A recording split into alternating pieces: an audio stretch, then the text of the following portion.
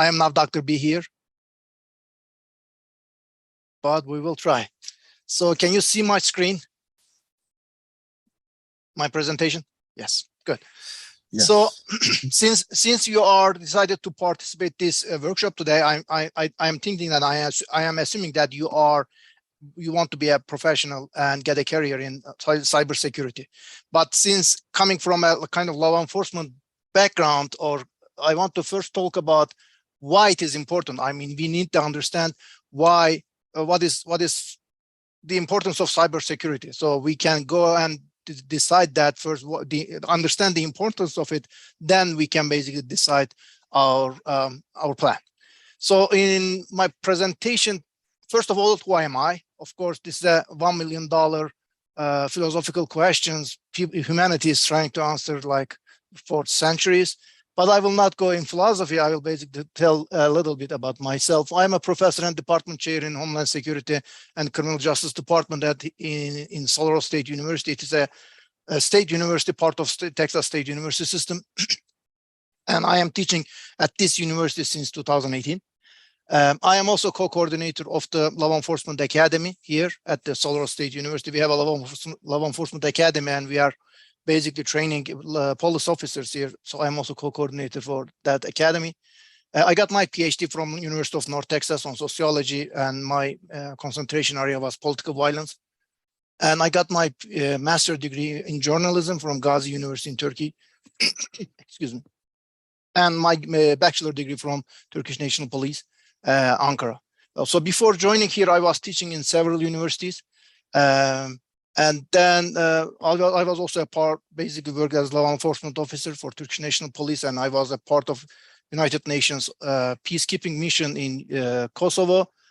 I worked like before being a faculty, I worked for almost 13, 14 years as a law enforcement officer. I'm a CompTIA certified on security, cybersecurity issues, and I am an ethical hacker certified and system security engineer certified. And currently I am teaching undergrad and graduate level courses on cybercrime, cybersecurity, and data analysis at Soros. So what am I gonna talk in my presentation today? Again, I'm mostly focused on the cybercrime, the impact of cybercrime on individual level, on social level, and national level. So I'm gonna give examples and some impacts of cyber crimes, excuse me, on individuals, on business, and on national security. And first, I will give you a definition of cybercrime and cybersecurity very briefly, and type of cybercrimes, who are those offenders we are gonna deal with during our job, and also effects. And at the end, I'm gonna share some case studies for each type. First of all, what is cybercrime? Of course, you will see hundreds of different definitions of cybercrime, but in general, we define cybercrime as a unlawful act, an offense, where the computers, networks, Internet of Things, etc., are used as a tool or as a target, or sometimes in both conditions. So sometimes those hackers or attackers use computers to attack someone, like cyberbullying, for example, cyber stalking.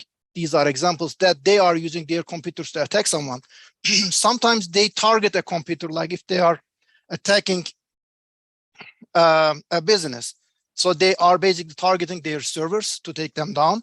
And sometimes they are basically doing both. The common types of cyber crimes are online impersonation, especially in social media, and other financial crimes, fraud, those kind of stuff. Cyberbullying is an individual level, very common type of cybercrime we are experiencing nowadays. Cyber extortion, ransomware, it is a kind of celebrity in cyber crimes, and you hear a lot of examples from that. And I will share some examples that child pornography is another type of cybercrime. Identity theft, unauthorized system access, online piracy, and political cybercrime are some common type of cybercrime. Of course, you can basically add a lot of crimes on this list, because whenever a computer and network or internet involved, you can basically define them as cybercrime. But these are the most common types of cybercrimes that we see on the field.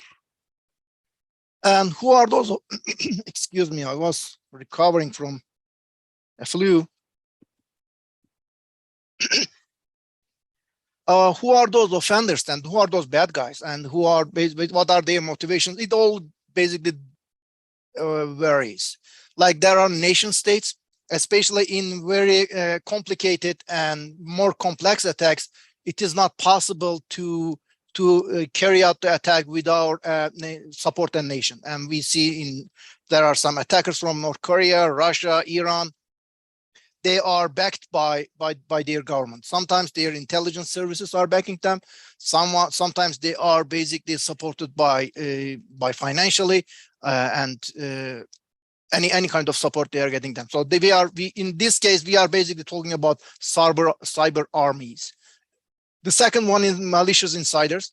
So not every threat is coming from outside. Sometimes inside we see people or our employees or employees of any company, they may have also threat for their companies or for people who are being, let's say, laid off or dismissed or leaving the company. They have all the secrets and passwords and all the information, confidential information of those companies they are leaving. So later they can use them as a kind of as an attack. Or sometimes people are not happy with their position inside their companies. They may be a threat. We have hackers. Of course, individual hackers, sometimes they may be criminal groups. And we have corporate spies. Basically, they are agents or spies trying to get some intelligence or corporate level confidential information from other companies. Of course, we have politically or ideologically motivated offenders like hacktivists. They are attacking targets, not monetary purposes or not personal gain. They are basically attacking targets based on their ideologies.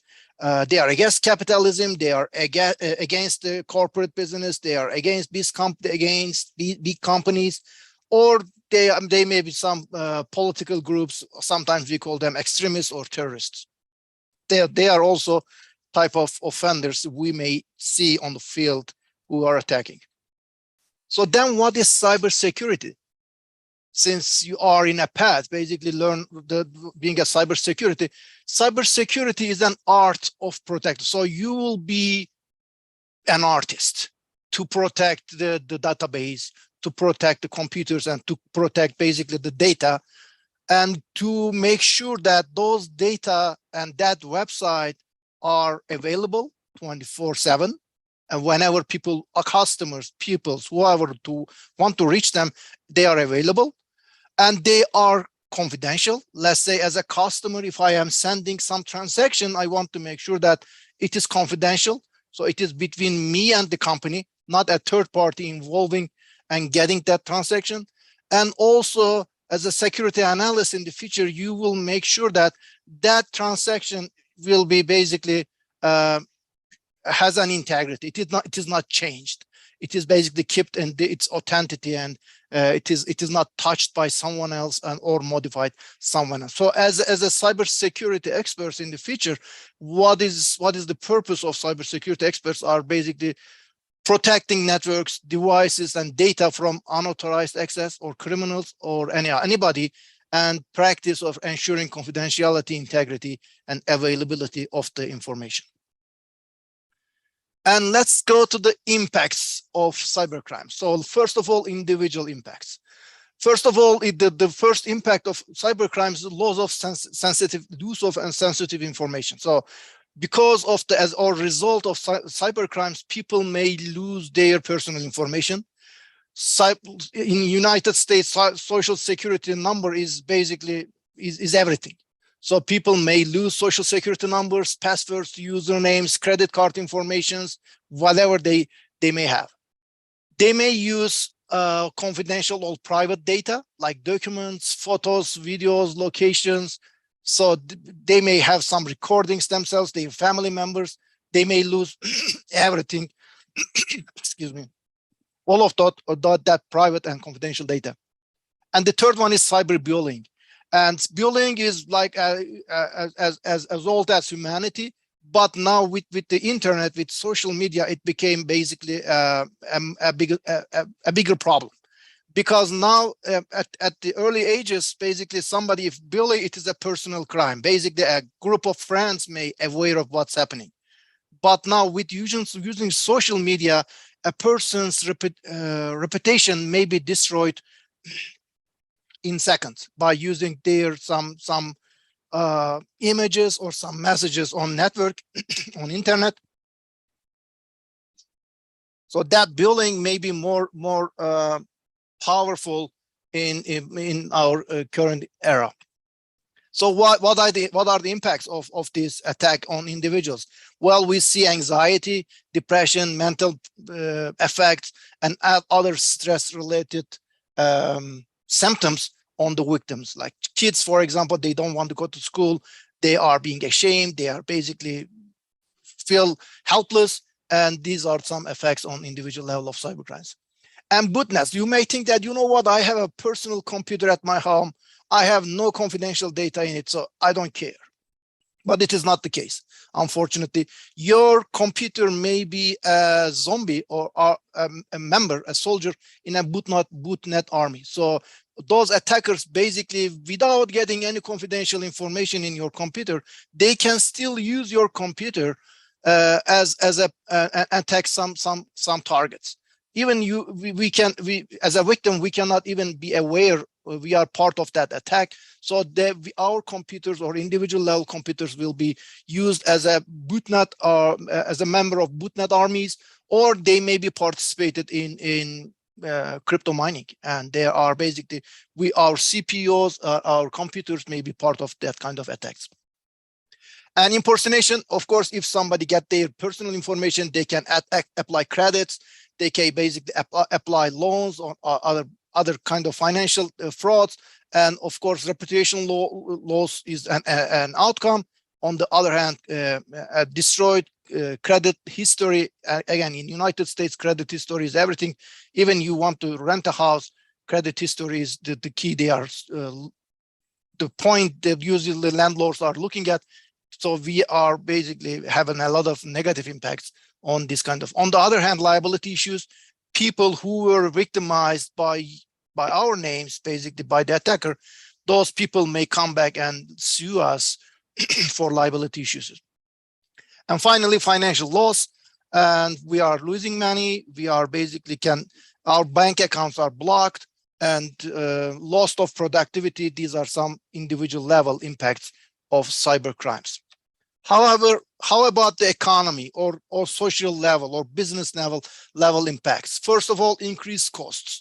Now companies need to spend more money to make sure that their cybersecurity infrastructures are working well. So they need to hire people, they need to spend money on technology, so it will increase their costs.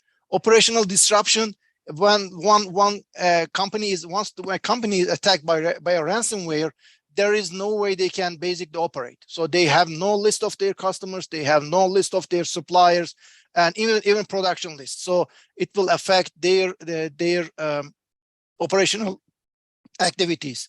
Sometimes those attacks, those cyber attacks, force the companies to change their way of operating. Sometimes they are, for example, they are changing the way to collecting and storing their customers' information. Sometimes there are some stores, for example, they decided to close down and shut down their internet stores because they cannot basically pay money to operate those websites. Reputational damage, of course, this is another thing. Think about companies are trusting some other bigger company, or customers are trusting other bigger companies, and at the end their confidential data is being leaked by a attack as a result of an attack to those companies. Target, Walmart, Facebook, and Yahoo, some of these recent examples.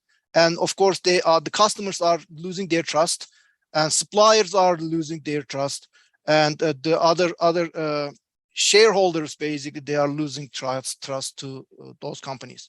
Stolen intellectual property. So companies may lose the designs, technologies, marketing strategies, or consumer information because of these attacks. And also financial loss is another impact. like drop in revenue, losing customers, wasting resources and products. And when I basically show you the case studies, you will basically it will make more sense. You will see some examples of these impacts.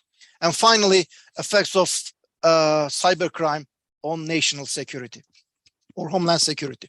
The first impact is, of course, security of critical infrastructure, like attacks on pipelines, power grids, nuclear plants, transportation, public health.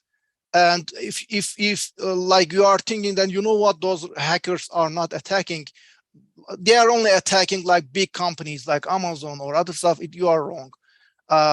There's one recent report on targets of the cyber crimes, and it shows that like hospitals are the third nowadays, the third biggest target being targeted by the attackers in France, in United States, and there are a lot of hospitals are being targeted. For example, they try to hack CDC, and they try to hack basically all these companies who are working on the COVID thing, and they are also in the target. So there is no target selection. Whenever they can get a profit, they will attack it. So this is one thing. The other thing, espionage, and by using this, basically the attackers may leak the confidential data, risk development data, military intelligence. It is a threat to the national security. Third one is cyber warfare, and nowadays basically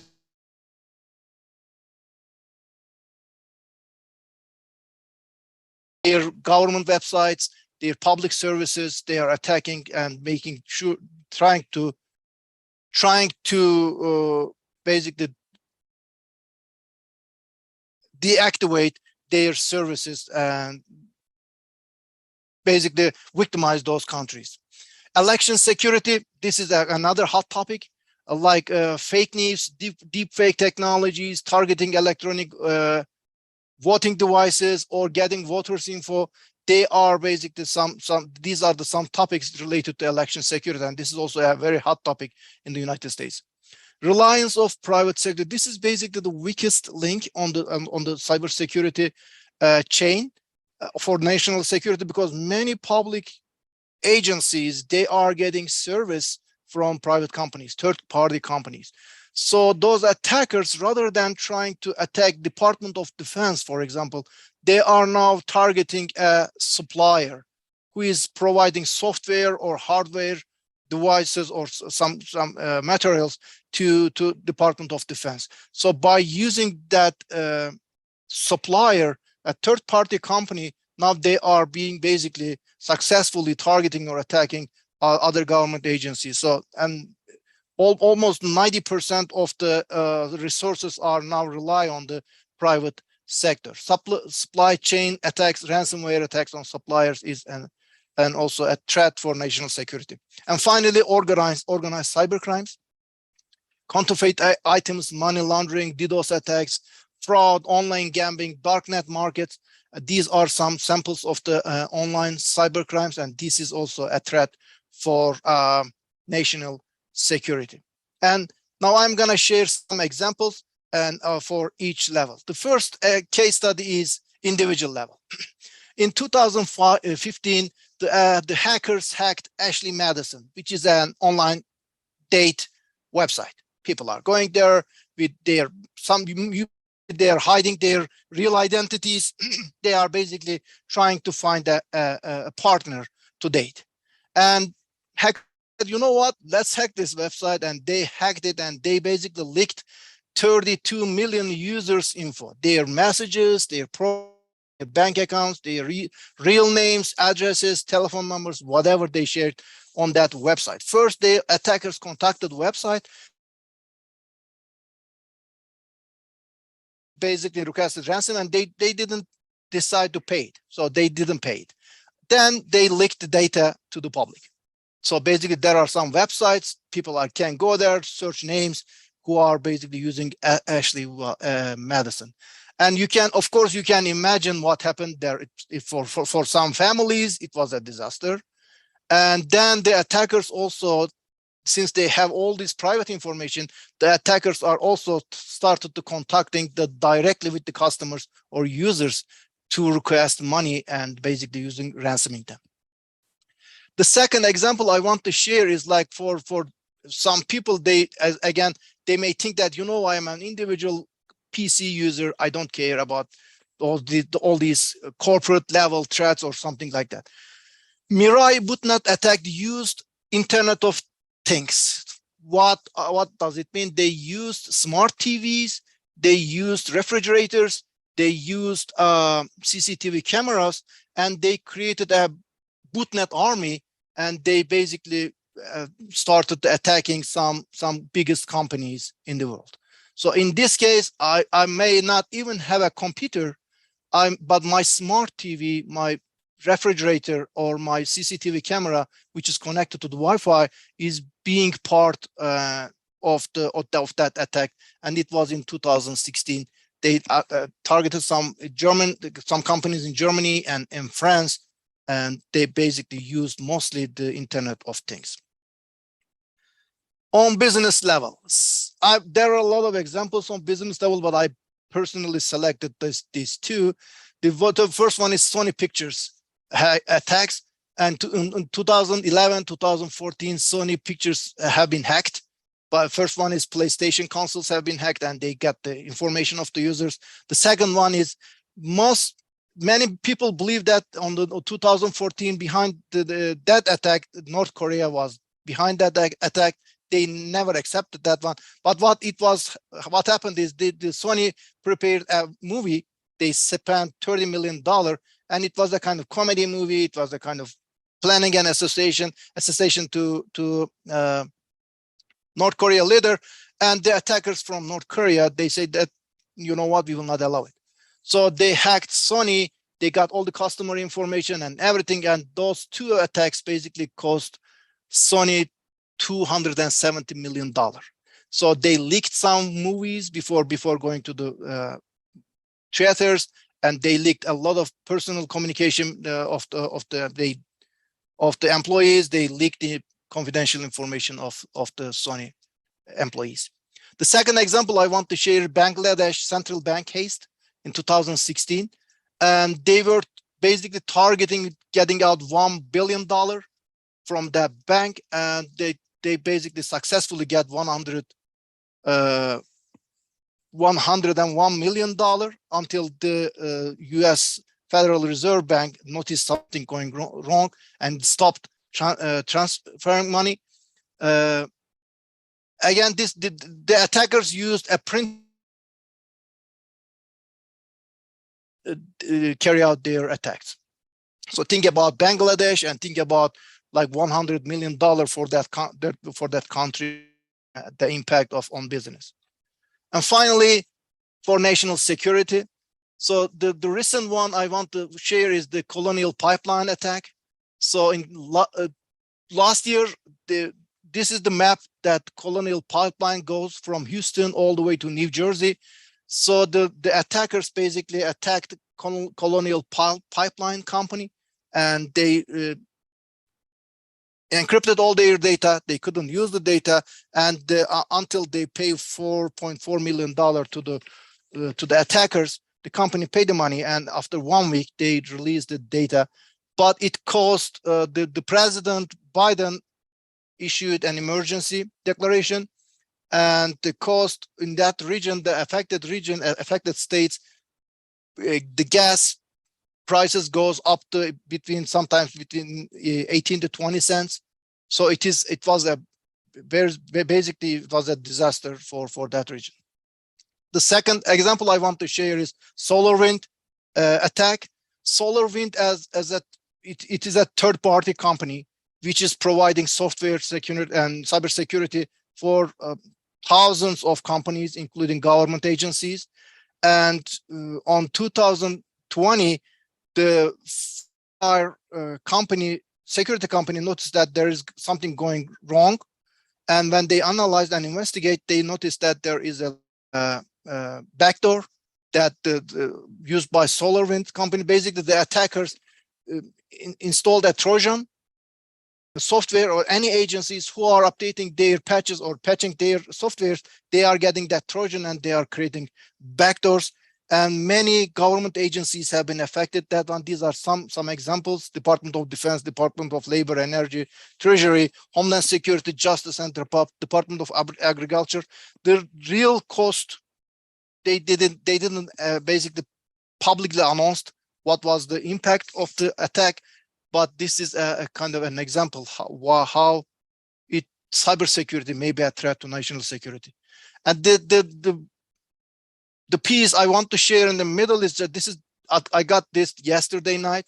So as you know, there's a war going on between Ukraine and Russia.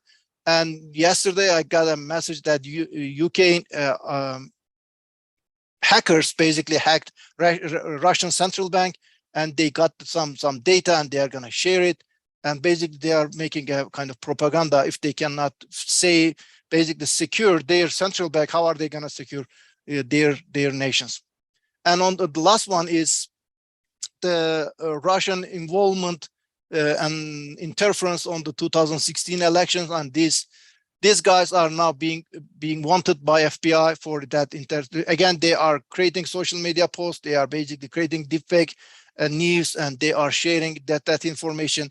Even if they are not attacking the voting machines directly, they are basically changing the perception of the public during and before the elections.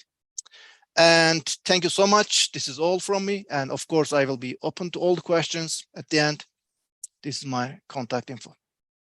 Thank you all so much. Thank you for the presentation, Dr. Osan.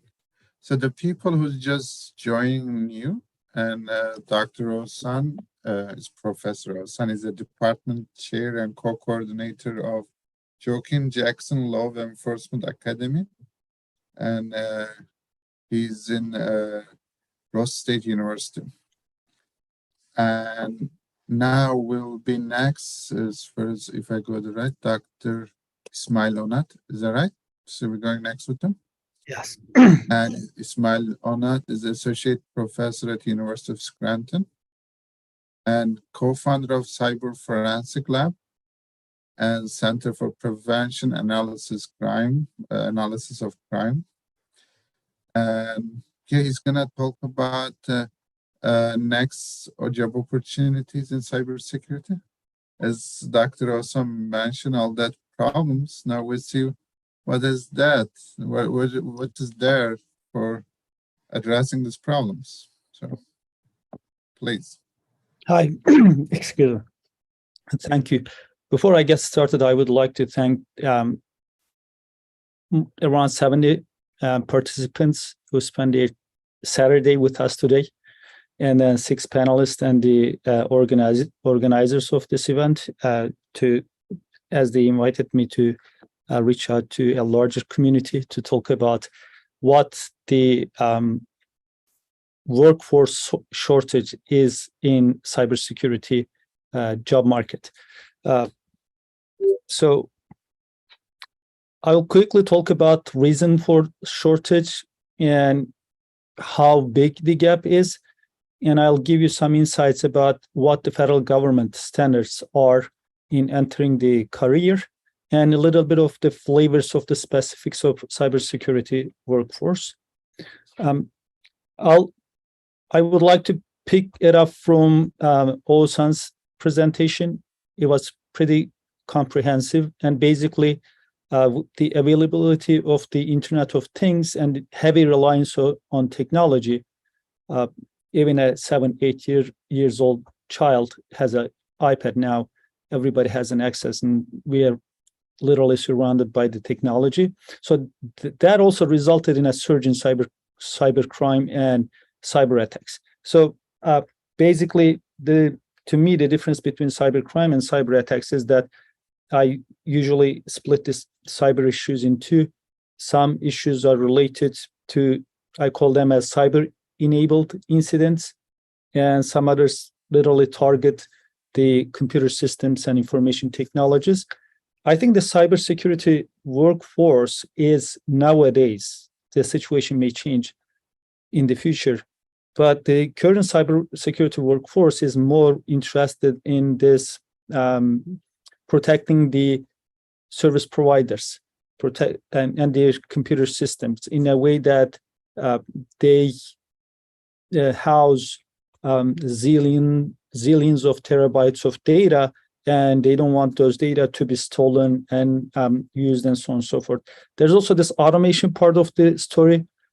Briefly, cars are automated today. Nuclear power plants are automated today. Computers are everywhere. So, and there's a lot of nation-state actors, adversaries that keep attacking the United States and Western countries, and particularly the authoritarian regimes, Russia, Turkey, Iran, North Korea, China. They literally hold their labs within the government buildings with the engineers to develop some more sophisticated attacks. Of course, this surge also resulted in growth in demand for cyber workers, because the technology has gone so fast in the life that the labor market hasn't been able to respond to the increasing demand in the skills and tasks and relevant work roles. So this is more or less why we have the shortage today. But the question is how big the gap is. I get those statistics and provide you with them from the government resources, and this report is from the National Institute of Science and Technology. Based on their most recent report, their estimated number of open positions in cybersecurity is around 2.72 million all around the world. In the United States, currently, there is around 1.1 million cybersecurity professionals in different capacities, but currently there's around 770,000 job openings just in the United States. So that, and as you can see, from the supply and demand ratio, the job market is supplied in low quality on a national scale. The same report also touches upon the skills part. Again, when we talk about this job market, there is tasks that people on a daily basis expect somebody to perform, but those tasks also require some skills, and tasks and skills also shape the work roles. So that this is how the relationship goes in the job market. And as you can see from the statistics, the biggest skill gaps in today's cybersecurity professionals is not based on engineering. It's for the most part soft skills. And with the soft skills, I'll touch upon this later in my presentation. Those soft skills are for the most part communication skills, reporting skills, monitoring and supervising skills. The government also has been trying to set some standards, because there is now a government agency that is called as the CISA, Cybersecurity and Infrastructure Security Agency, that was established in 2018, and it's just 4 years old, and has been trying to cooperate and organize and communicate with all stakeholders in the cybersecurity realm to try to strengthen the resilience of the society, and also this initiative is also trying to set the standards of the job market. So that's the other part of the story. So, but the federal government, the most recent report is from 2019. The federal government acknowledges the three forms of training and education in cybersecurity job market. So in the report, there are three methods into the career. The first method could be, or this first group of current cybersecurity professionals, they are those who started their work right after graduation from college. The second large portion of cybersecurity professionals are those who are cross-trained, meaning that they were either working previously in the IT information technology, or they had some technology background, and through cross-training, they switched their career into cybersecurity. But this is the important part of the report to me. The third group of professionals are those with no technical background, but those people might have some other expertise that can be applied in a cybersecurity related work role. But what could be applied in a cybersecurity related work role? So this matrix is the info security skills matrix, and the website is on the slide for those who are more interested in that. I'm just showing just one part of the matrix. It's a pretty large matrix. So this matrix actually tries to lay out which work roles are in the job market and which types of skills are needed for those roles. So there's in the color scheme, you're going to see three colors, pink, yellow, and green. As you can see, the pink colored cells actually are the required skills for the works, for many works, so to speak. As this is just one, probably 1/3 of the entire matrix, those area is for the most part colored in pink. That tells you that entry-level works in cybersecurity are going to require, for the most part, not too technical engineering type of skills. So they're going to require a little bit, if you follow through from here, for example, the reporting skills, summary technological knowledge, networking basics. So those type of skills are required for a lot of different work roles in cybersecurity that this cybersecurity job market is soliciting their job announcements, so to speak. Another standard in the job market has been established by the NICE. It's the National Initiative for Cybersecurity Education. And this is actually their career pathway.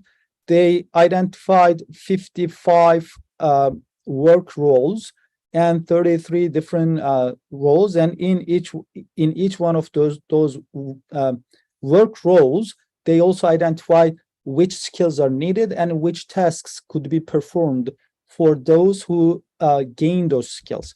And as this is a pathway, that also tells us that somebody who starts in one position in cybersecurity is also likely to develop his or her skills in the future and then switch to another career within the cybersecurity job market. So recently, Paul Jeremy, he's a cybersecurity practitioner and researcher. He pulled together around 460 different certifications, and that are readily in the job market for education and so on and so forth. But those certifications help people find their jobs.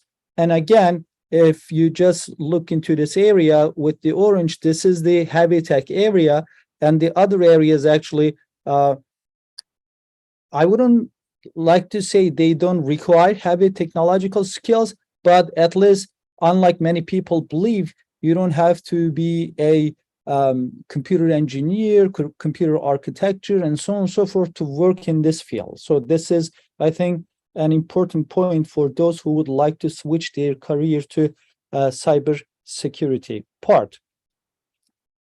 From the same report, again, of the NIST, some top cybersecurity job titles that are currently in the job market. The top one is cybersecurity analyst, and it goes all the way down based on that hierarchy. So this list on the bullet pointed list is actually a hierarchy. The first one, for example, the cybersecurity analyst, is the job title that has been solicited maybe most in the job market at the time that this report was published. It's in June 2022. But for the most part, the cybersecurity analyst would be expected to monitor the alerts and events, and for the most part report them, along with some other skills. And I believe those who intend to switch their career through an education certification, they are going to be able to handle this situation. So I would like to stop here to give the other panelists some more time to present, to continue their presentations, and I would be more than happy to answer your questions if you have any. Thank you. Thank you, Dr. Ismail, for the presentation. And while you're talking about Dr. Oğuzhan and you, I was just thinking about need in cybersecurity is way different than data science, although they're both popular. Like, yeah, I just give an example to people when I talk about this. Today, I mean, if you need to buy a pizza, you just put your credit card into the system of somebody, but another person can take this information and repurchase something using your credit card information. So it's that widespread that people, when you put your information into the system, that must be protected. That's the main challenge. That's why it's pretty large. Yeah, I mean, like, let's say you have a data, if you don't use it soon, it's okay. It's not gonna hurt because you're not using it right. I mean, efficient, it's gonna improve your efficiency. But with cybersecurity, if you're hacked, you're ruined. Like the other Oğuzhan gave some example, it's terrible. So people just blackmail you, ruin you, and it's so terrible. Especially, that's much worse. They may lock down a whole city traffic or all your systems at home or school. So I think it's like terrifically is not a verb like that, but terrifically needed. Crucial. Yeah. Right. If you don't, as a data analyst or data engineer, if you don't keep your data safe, somebody will get that data, and then they steal it. And they if you are not using it, they will use it and do stuff. On the other side, Ismail, as far as I know, Ismail is not working on now.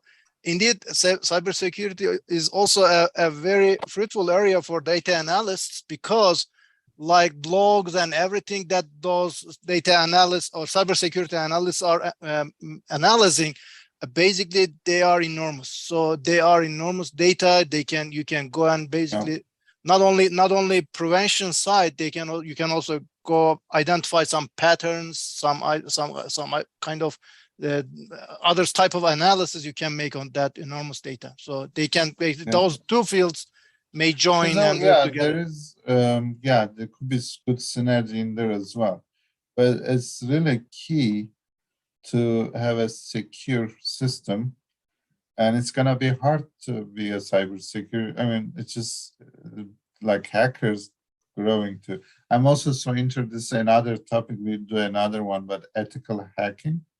I'm really curious about it. We will do another session on that. So the next we have Hasan Cokakoglu, Mr. Hasan Cokakoglu, and he's going to talk about overview of the curriculum of cybersecurity program. And as Dr. Ismail mentioned, that there's a lot of different curriculum certificates. It's really good to have someone really guided curriculum. And nice that Cokakoglu, Hasan Cokakoglu is from industry. And he has several I cannot read all that. He's leading he's consultant, security consultant, certified penetration tester, and certified network security specialist by International Cybersecurity Institute. And he's actually doing one of the jobs you mentioned, or maybe several of those. He's going to give us a good overview of how to follow a good curriculum, and it will be very similar to what we will provide as a Magnimind Academy. Thank you very much for the introduction. Can you see my screen now? Yeah, perfect. Hello, everyone. How's it going so far? This is the third part of our event.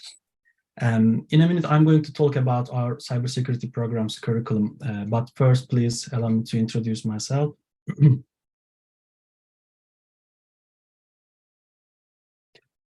My name is Hassan. I'm a security researcher and a security consultant. I have a diverse security assessment experience like infrastructure, web application, and web services security testing, and operating system build reviews for both Windows and Unix-based operating systems. I'm also a CompTIA Pentest Plus certified penetration tester. Also, I have a law enforcement background.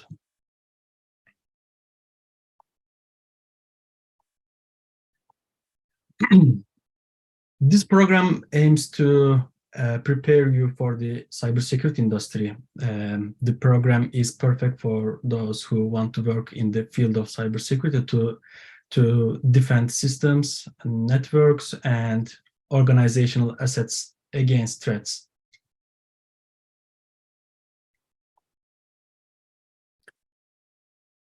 People can work in cybersecurity without a degree. You don't need any degrees. You could advance to a position in cybersecurity by gaining knowledge and obtaining certifications.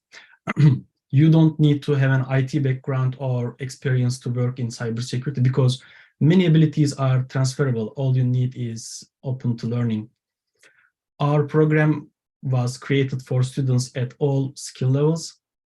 It provides a user-friendly learning program that covers the fundamentals of computers and networks. Our ability to provide IT training for newcomers without requiring applicants to pass any sort of technical screening process before beginning our program sets us apart from our competitors. We expect motivation, dedication, discipline, and hard work from our participants in order for them to distinguish themselves as professionals in the cybersecurity industry.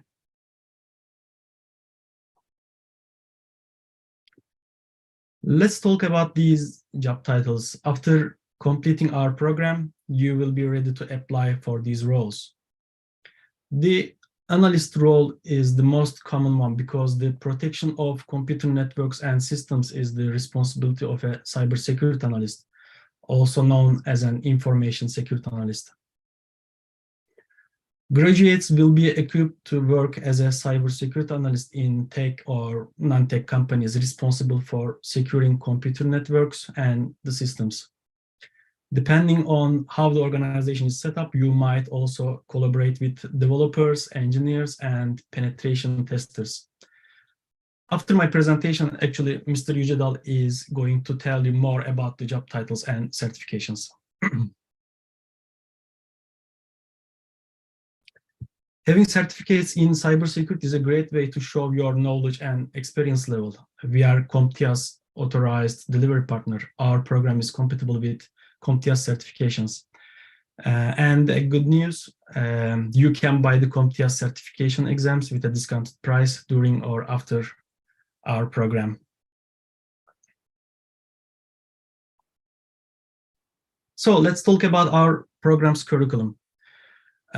Our team have designed a cybersecurity program for people who are interested in building a career in cybersecurity with both a synchronous online classroom and a structured hands-on lab schedule. Our academic and industry knowledgeable and certified instructors are prepared to share their real-life experiences with our students. This is the curriculum overview of our program. The program has 4 modules. Our program starts with an onboarding week, but it's not included as a module. The first module is IT fundamentals, basic terminology of the information technology related contents.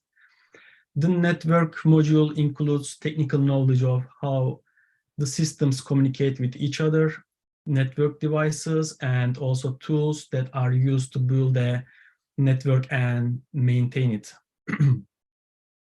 Cybersecurity module includes up-to-date cybersecurity industry knowledge, and the cyber attacks module includes tactics, techniques, and procedures of nowadays cyber attacks.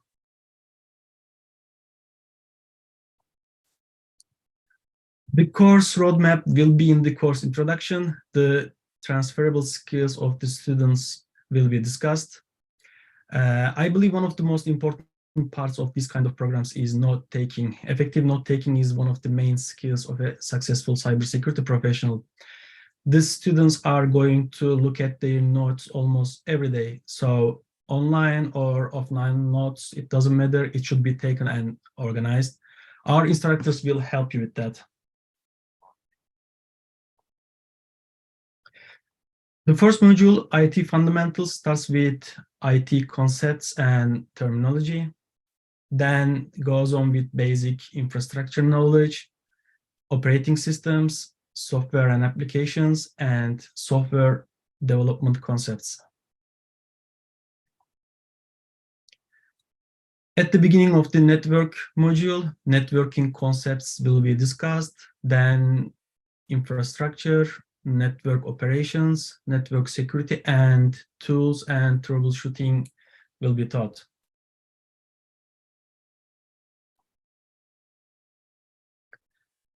In the cybersecurity module, cyber attacks, threats and vulnerabilities, architecture and design of systems, implementation of cybersecurity best practices, operations and incident response, and finally, governance, risk, and compliance will be discussed.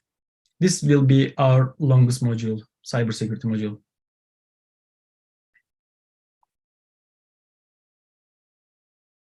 The last module is cyber attacks module, includes the kill chain of cyber attacks, how to perform a cyber attack, how sophisticated it can be. You will find answers to these questions in this module.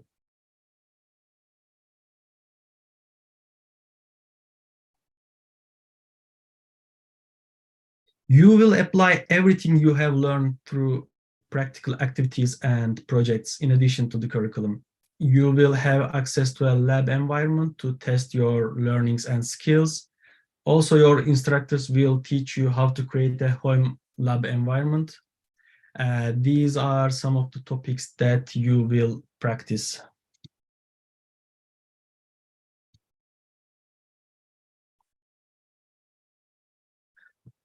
During the program, we will give you all the training you need to work for a tech or non-tech company. As you develop the skills required for employment and certifications, you will get one-to-one assistance. Our mentoring team will help you to gain knowledge through seminars on CV writing, LinkedIn profile creating and networking coaching, and also interview preparation with mock interviews. In addition to career counseling, we look at your profile and portfolio to see if you are ready to land the best job for you.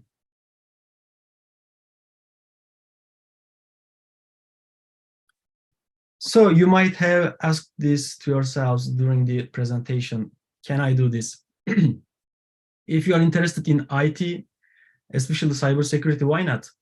However, nothing is easy, right? It will need a commitment of at least 20 hours per week for around 6 months to complete this program. The technical and non-technical skills necessary to work as a cybersecurity or information security analyst will be taught to you. You will gain knowledge of professional writing, reporting, and problem-solving techniques as part of the non-technical training. I believe you can do this, and with effective working, you can have a successful career as a cybersecurity professional. What do you think? Please leave your comments in the chat and we can answer them and read them. Thank you very much.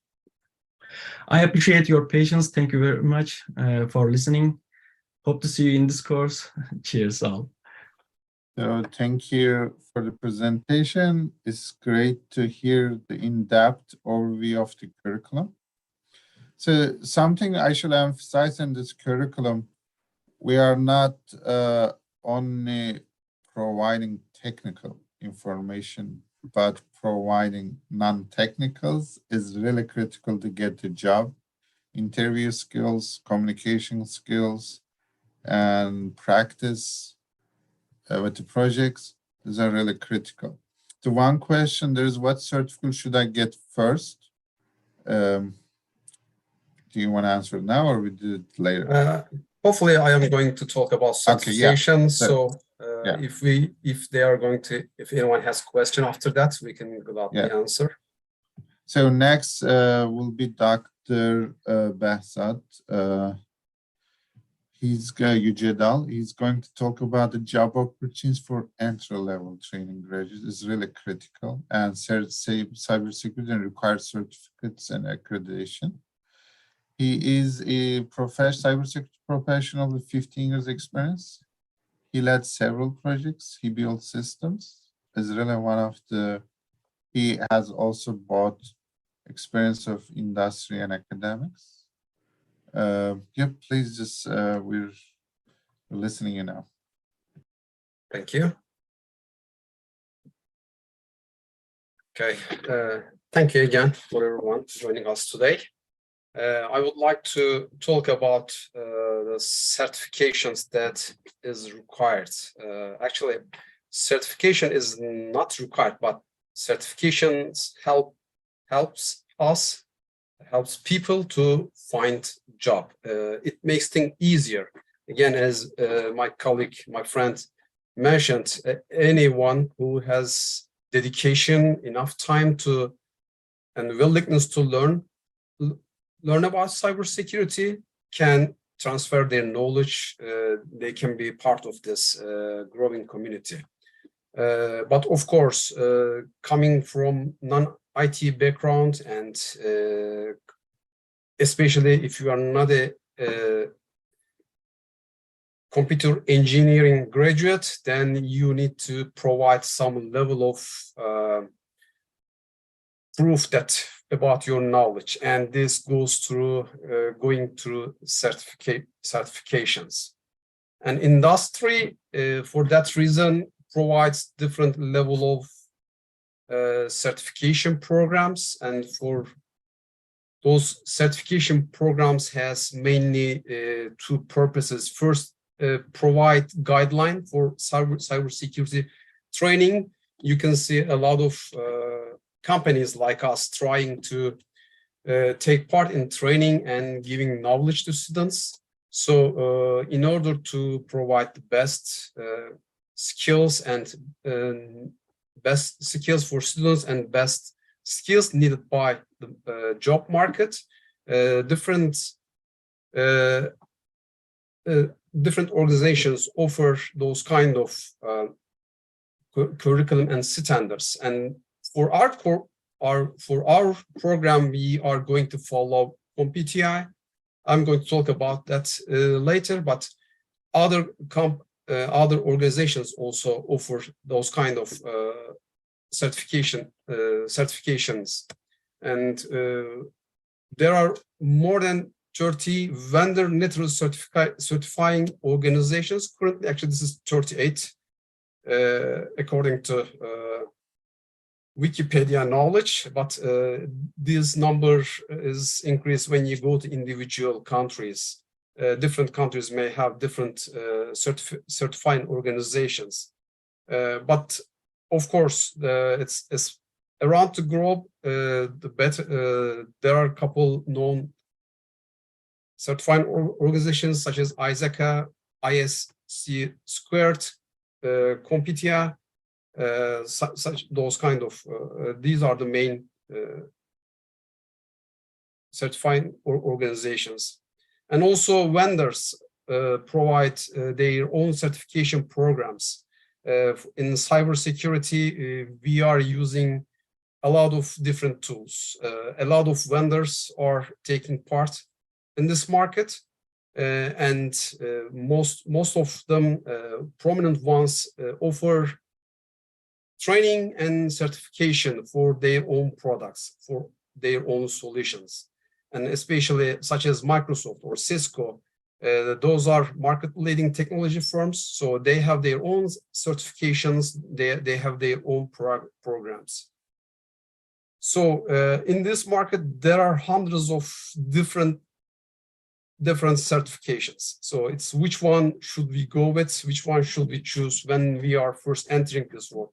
Of course, it depends on which roles we are going to be in, but for most of the parts, it's one of the vendor neutral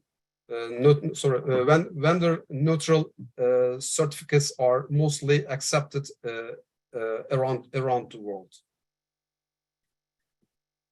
Okay, IT world is full of acronyms, but when we are talking about certifications, it's a lot of you can see a lot of acronyms about both organizations and certificate itself.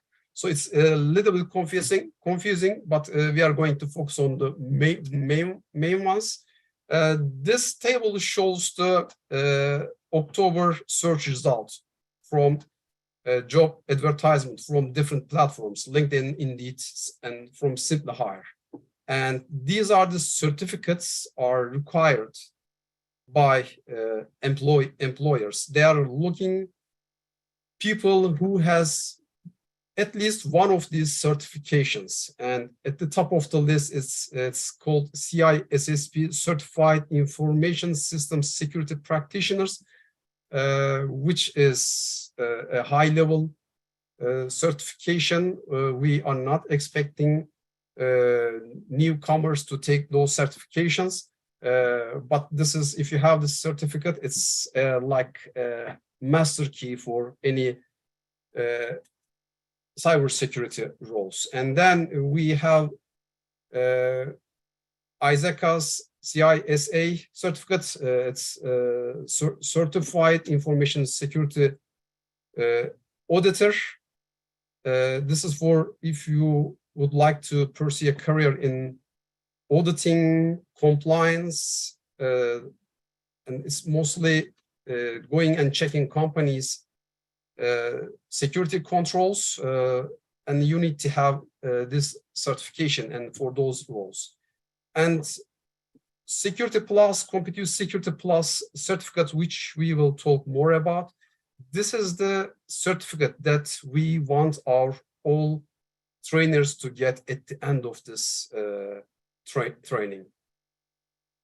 And we can go down the list. I don't want to take your time. And also, last one, I would like to also mention CAH, which is Certified Ethical Hacking. And this is if you would like to take place in ethical hacking. And this is the certificate for entry-level skills, entry-level penetration testers or ethical hackers.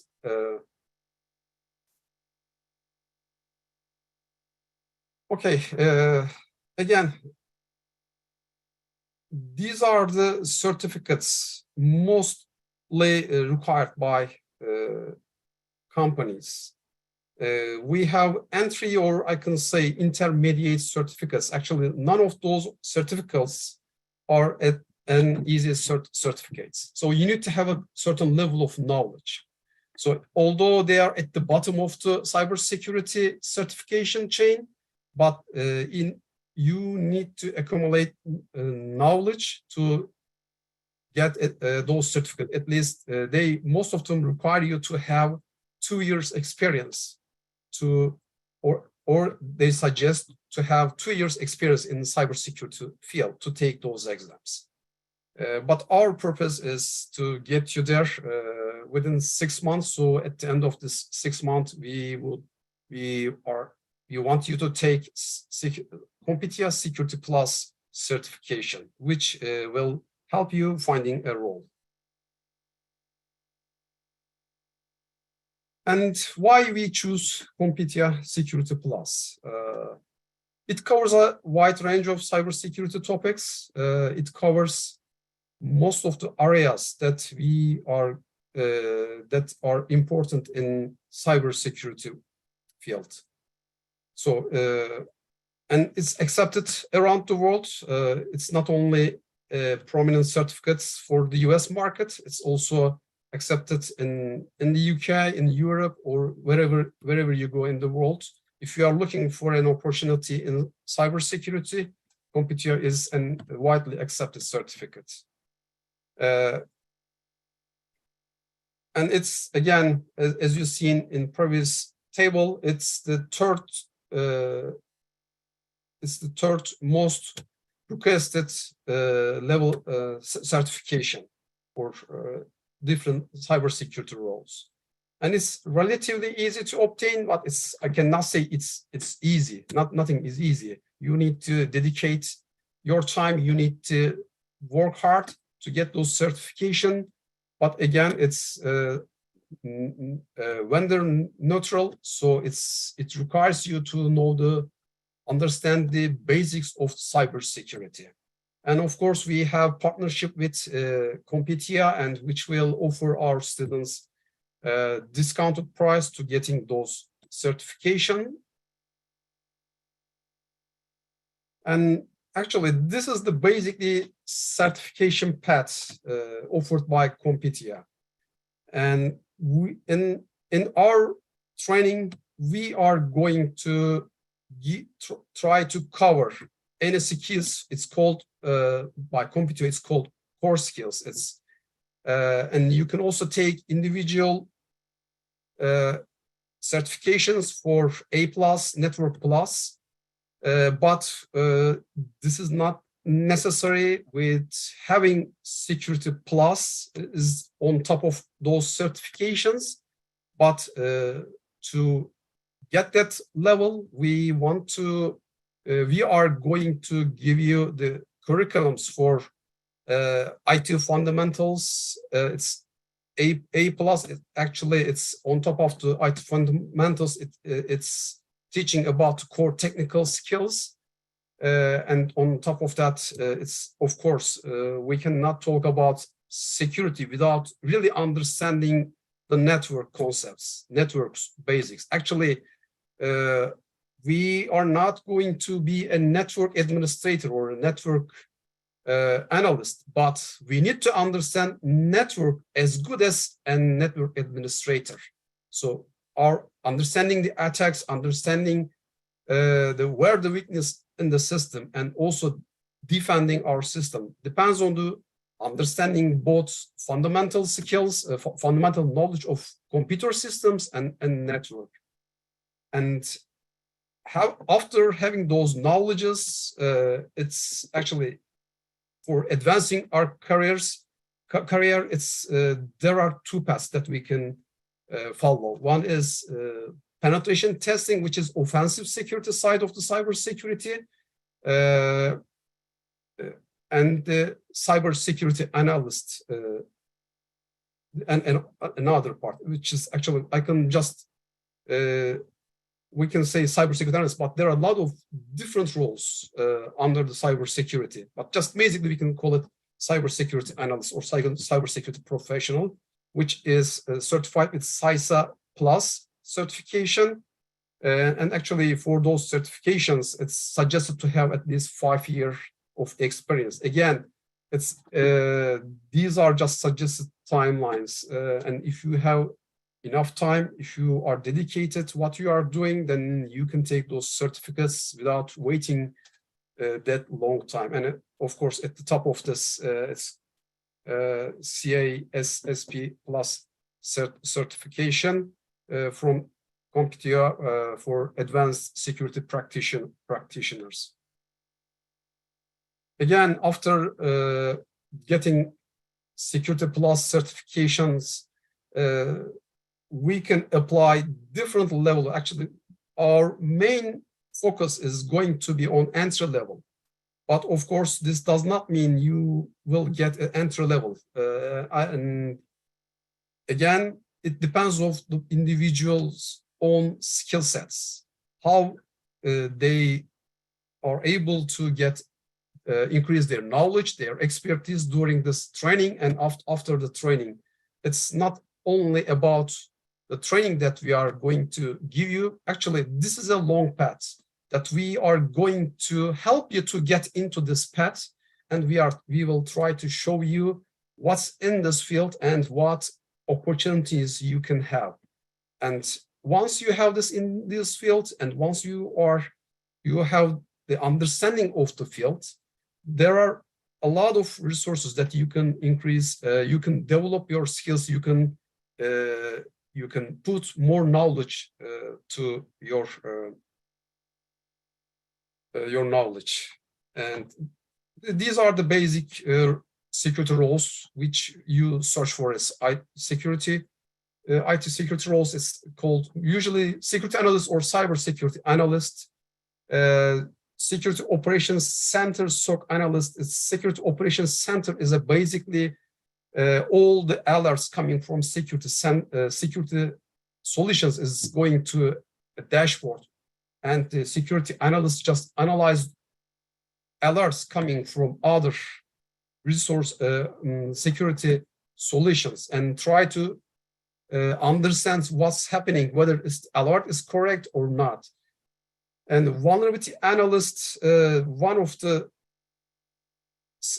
positions, one of the roles, it's just looking for your network, looking for vulnerabilities. There are tools that are used for discovering in your system vulnerability scanners, results from vulnerability scanners, and also penetration tests.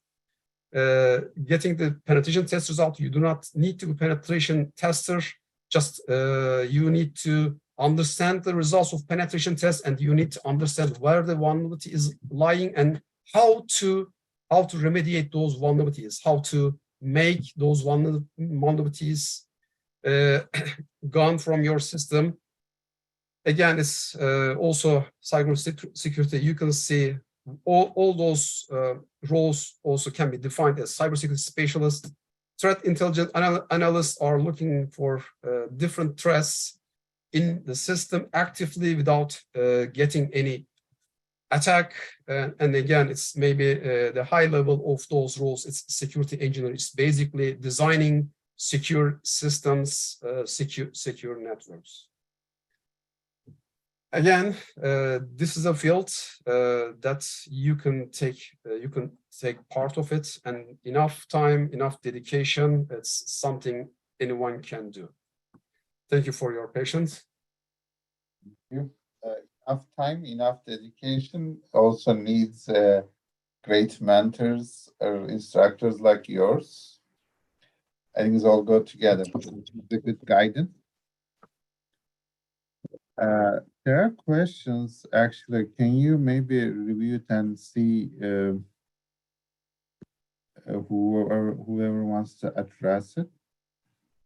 And we can leave the question about why is this program advantages, why we choose this program the last, but we should answer the other specific ones. So first. One is asking how common is for the employees to pay for training and certification. Actually, employees are willing to pay for training and certification, but once you are in the job, and it's a part of skill development during the job. For instance, my company pays for training that I need for doing my job, and they pay for any certifications, but it depends on how you are going to find. But first, you need to find a job.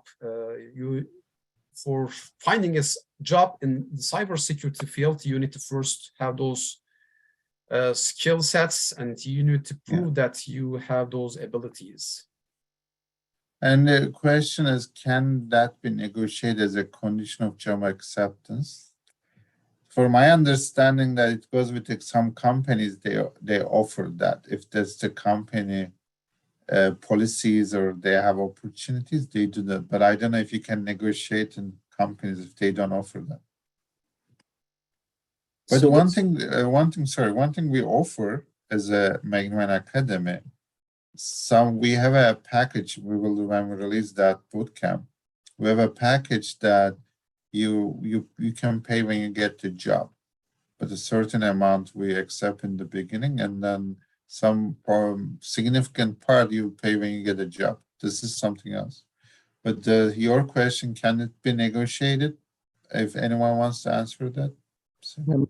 To Michael Kelly's question, to my knowledge, of course, we are talking about here, for the most part, the entry-level job, how to enter into the cybersecurity career and job market.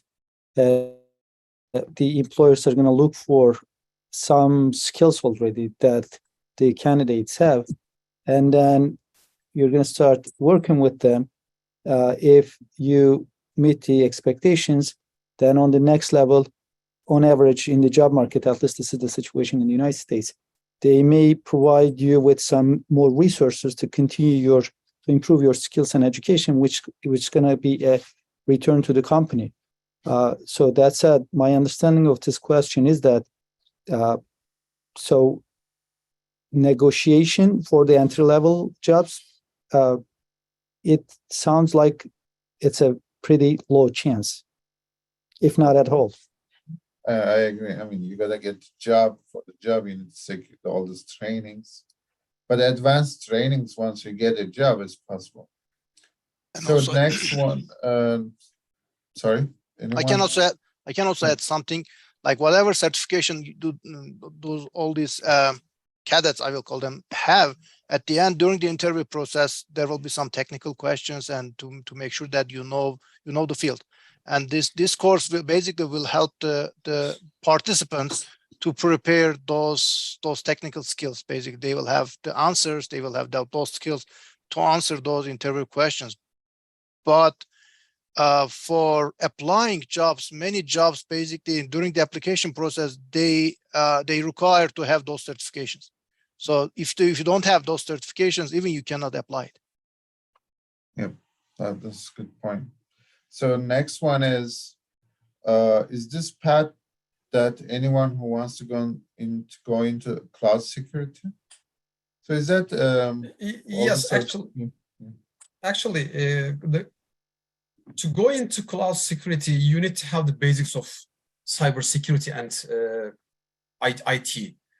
Without having those basics, cloud security is not different than the traditional IT. Actually, it's extension of traditional IT.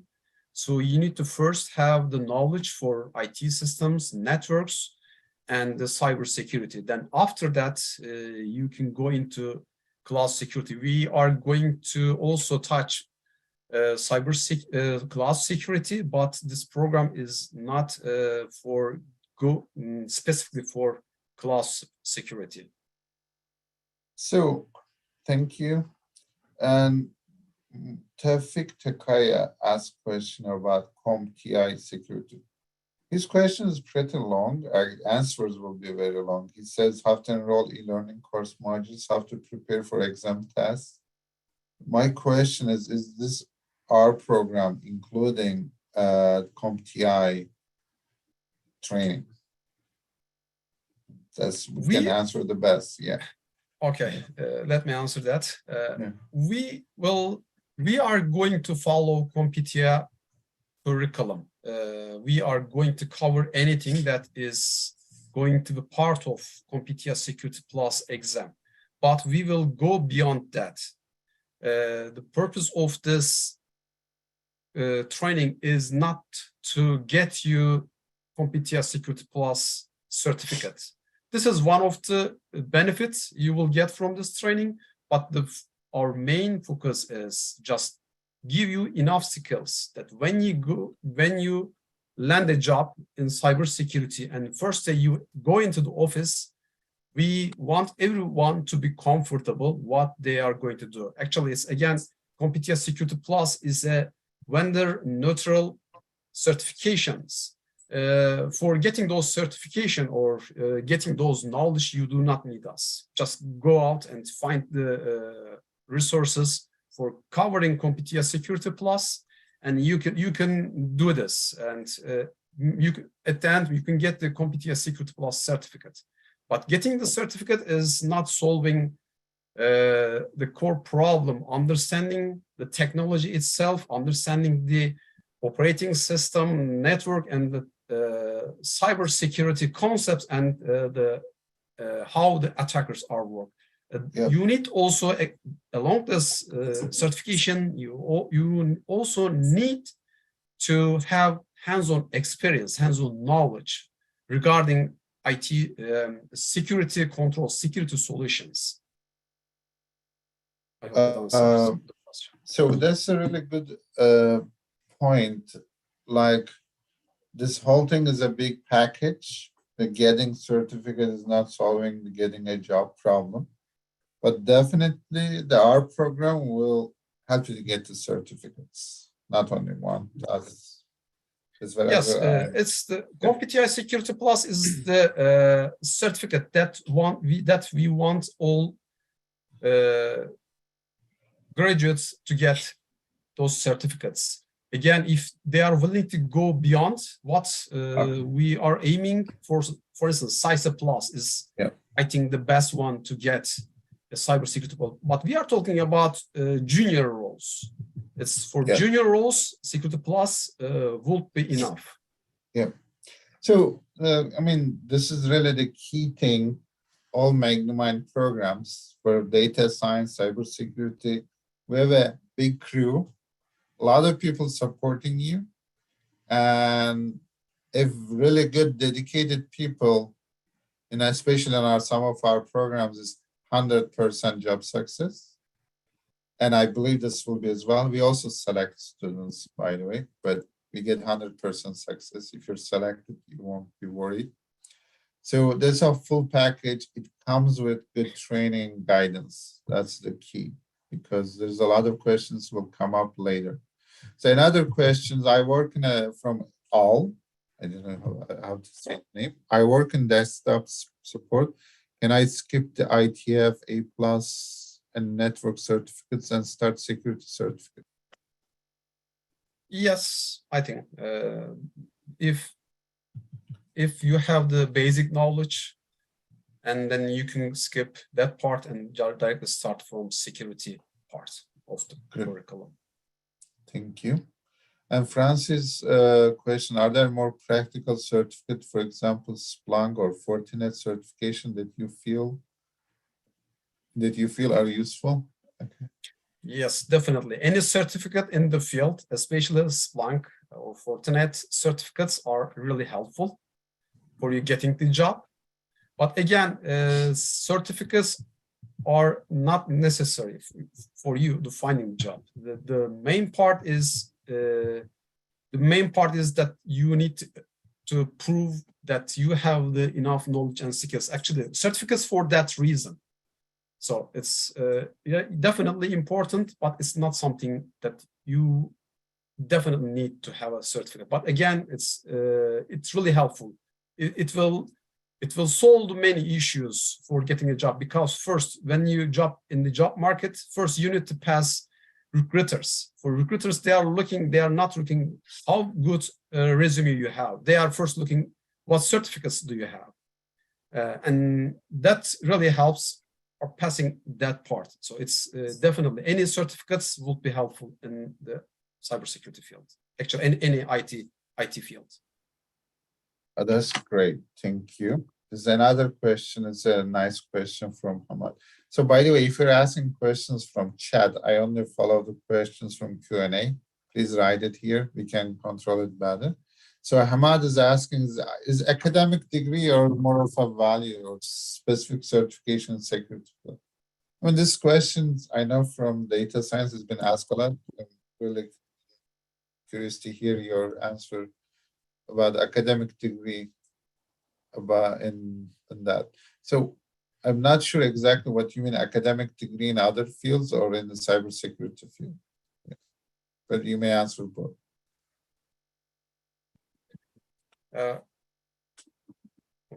Academic degree is not necessary. I mean, in the IT field or related to cybersecurity.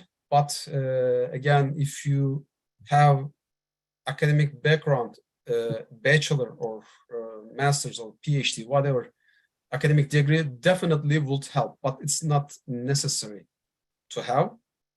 And if you are bringing your academic degree from other fields, of course, those kind of skill sets would affect decision of employers, but that is not something necessary to have. Okay, that's good. I think you mentioned about cybersecurity analysis. What are the main skills for cybersecurity analysis? And how is law relevant to cybersecurity? Maybe you may just briefly mention the gap here. Actually, cybersecurity analysis, it's the general role description for any cybersecurity related roles, playing defensive cybersecurity part of it. Actually, for cybersecurity analysts, you need to understand fundamentals of IT operating systems and networks, and understanding the cybersecurity concepts, which will be part of this training.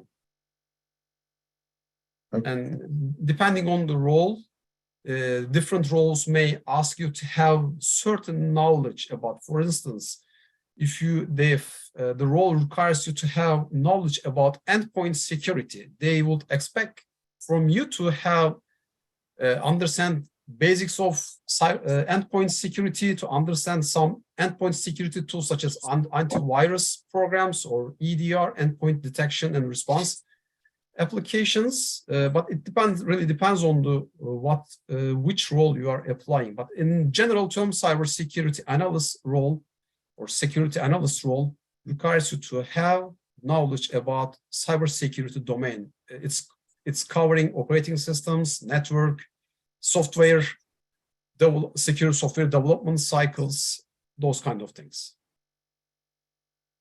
Thank you. Another question from Halil is asking which main titles you're going to teach and which paths do we get with this program, whether the price will change with it. So, and that is, and I will add to the next question. After training 6 months, will the academy help in getting us to sit for professional certificate CompTI? So, yeah, I mean, you can try to answer to whatever we can answer. So I know that we are gonna launch the announcement of the final program real soon. The program will start in mid-January. So we'll start to get applications. So more details will be there, but please answer the details as much as you can now.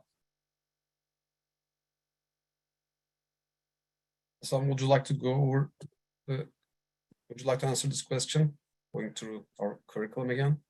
Yeah, I can say that we have 4 main modules, but if you feel enough, if you feel if you feel like you have some knowledge about IT fundamentals or network or some basic things, and you can bypass that module and starts from cybersecurity module, and so your path would be different from others who has no IT background and wants to start from beginning. And of course, the price will change according to this, according to your path. So we will discuss all this when you apply for this program. So we will learn your background, we will learn your expectations, and we will learn your skills. Then we are gonna create a specific program for your skill set. Yep, that's a good point. Like it relates to the next question too. If you have a sociology background, a human physiology field. So what we usually do when you make the application, we interview. Again, we've been really selective on your background, and then we will see that how this program will fit you, and then which parts will fit you, or how you can take the path. There will be more details later for sure. And Cody is asking what are considered for fundamental skills for getting cybersecurity job. So I think we had that in some extent explained. We're gonna have those recording available. And I believe Cody joined later. We're gonna share the recording on our YouTube channel, Magnimind YouTube channel. And yeah, the similar question as a math background. And yeah, do you want to talk about this backgrounds, or are we gonna leave that to later when people apply? Hassan Bey, Actually, for background is again, we mentioned a couple times, background is not really important as long as you are willing to learn. Of course, some skills such as mathematics or technical background is more helpful, might be more helpful. But again, it depends on the individual. I know people who is coming from, not coming from the technical field or technical background. They were really good at adapting the IT field. Maybe it's not necessary to have those kind of backgrounds, but if again, the main point in here is whether you are ready to commit yourself to this field and you like it. If that's something you would like to do it, then I believe sociology or mathematics, it doesn't really matter. Maybe it's for mathematician, it will be relatively easier. But again, this is a field that every skills can be used. Again, for cybersecurity field, and also there is part of compliance part.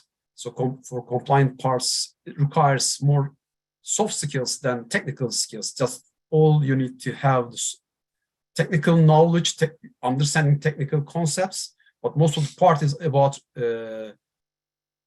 auditing and understanding and analyzing the systems and creating reports and communicating with different parties. So any kind of skills can find a place in security world, depending on the background and what people would like to do. Oh, that's good. I'm actually, we're running out of time. I'm actually reviewing questions and picking the ones now. So we may not be able to answer all that. So there's some details. Ones is more technical. We may will address that. But the one thing that I want to ask quickly is do you cover malware analysis? This is a simple question. Do we cover malware analysis? No, we are not going to cover malware analysis. We are not, we in the curriculum, we may go over malware analysis briefly, but this is not something that we are going to deeply. Okay. So the another question, which I understand from your stuff, your presentation is required. So I'm an intern and design engineer and want to switch to cybersecurity. Should I wait till I get a certificate to apply jobs, entry-level jobs? I guess certificate is just required in many jobs, almost all. Is that right? Yeah. Again, it depends on the personal preference. But for having a degree from different field, it does not really make much difference for going into this field. Okay. So the questions, do you charge for the training? Yeah, this is very extensive, long months of training with a lot of support. It would be charged for it, but it will be also good payment plans and income share plans for certain countries, but not every country. We will include that in our application, especially for United States, we'll do income share. For some other countries, we'll do as well. And yeah, we will share for the late joiners, we'll share the link, YouTube link. You can watch it, and there's more of the questions answered this earlier discussion. And yeah, one thing, there are two questions, and I wanted to answer. So we have people from all over the world, especially Europe and US, most attendees. is that cybersecurity job stays getting job certificates are global or changes by country to country? Certificates are global, especially CompTIA certificates are accepted globally. Yeah. And if there will be a country which I do not know, CompTIA Security Plus is not accepted, we can discuss that situation individually, but CompTIA Security Plus, any CompTIA certification is accepted in Europe and in the US and in other part of the world. Okay. The one thing that if you have any books available, Nathan asked, to describe the field, books available to describe the field, if you any of you can maybe share a bit good. If you don't, it's fine. So this is from a data science background. The question as 100 of your students finish the course, not this one, we get with success with the data science. But at this, I mean, the one thing critical that selection of students, we're really careful with it. And then once we had it, we just have very extensive time with the students, training practices, I mean, training for technical and non-technical. That's why once students are dedicated, they are getting jobs. For the beginners, again, we interview you and we get a lot of beginners. We interview. If we see your fit, it will be fine. So you'll be good candidate. So one question from the beginning I delayed, but that will be the last question. So why to choose your program, not the others? So that's a difficult question. Actually, I answered it earlier. When we take the students, we're really engaged with them. So we are loading them with the attention from instructors, mentors. I think that's the critical. In average in our platforms and in our earliers, we give 3 to 4 times more session with the students than any other US programs. So we know, I mean, we are in Silicon Valley and we are targeting initially Silicon Valley market. We are preparing students for here, but if you get this, because we believe it's the most competitive one, if you can get job here, you should be able to get job everywhere else as well. So in that sense, for this competitiveness, we have a really good leverage. And also I can say that we will try to do our best to include our experience in the field. We are coming from the field and we have the knowledge from both theoretical part and for and hands-on part. So and we are in the field and we know the challenges and we know where the shortages are and we know which part of and which skills needed for this role. So we would like to transfer that knowledge, that experience to our training. So because of by taking those our background into this training, we want to share that knowledge with our participants, our trainers. I mean, something you mentioned, but I want to emphasize that makes it a good leverage for our programs. We are combining academic and industry experience, theoretical and hands-on. If you see professors here, if you see the people who are working in the companies for 15, 20 years, experience in the industry, that's really critical. I didn't see anywhere else that in that extent. We do same thing for our data science programs. So that brings also extra leverage. So I hope that we answered all these questions. Anyone who's interested in, you can also just wait our, when we launch the program. We're gonna start in mid-January, and we have different options that you can register and make the payments and try to accommodating as much as possible.